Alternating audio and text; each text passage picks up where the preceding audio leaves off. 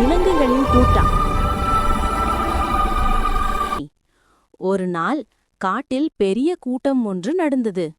காட்டின் ராஜா சிங்கராஜா எல்லா விலங்குகளுக்கும் பொறுப்புகளை பகிர்ந்து கொடுத்து கொண்டிருந்தார்.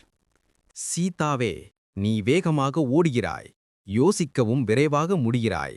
அதனால் நீதான் நம்முடைய இராணுவ தளபதி. பின்னர் புத்திசாலியான யானை பிரதமராக நியமிக்கப்பட்டான். காலம் கடந்து மற்ற விலங்குகளுக்கும் வேலைகள் கிடைத்தன.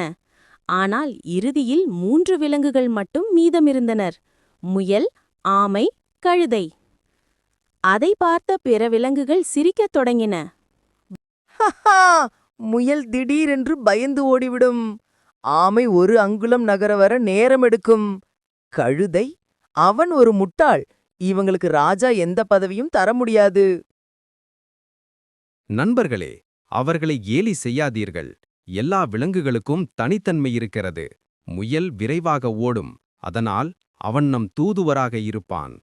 ஆமை மெதுவாக நடந்தாலும் மறைந்து எதிரிகளை உற்று பார்ப்பான். அந்த நாளில் எல்லா விலங்குகளும் ஒரு புதிய பாடம் கற்றுக்கொண்டனர். நீதி: நாம் ஒவ்வொருவரின் திறமையையும் மதிக்க கற்றுக்கொள்ள வேண்டும். இந்த கதை உங்களுக்கு பிடிச்சிருந்தா லைக் பண்ணுங்க, சப்ஸ்கிரைப் பண்ணுங்க.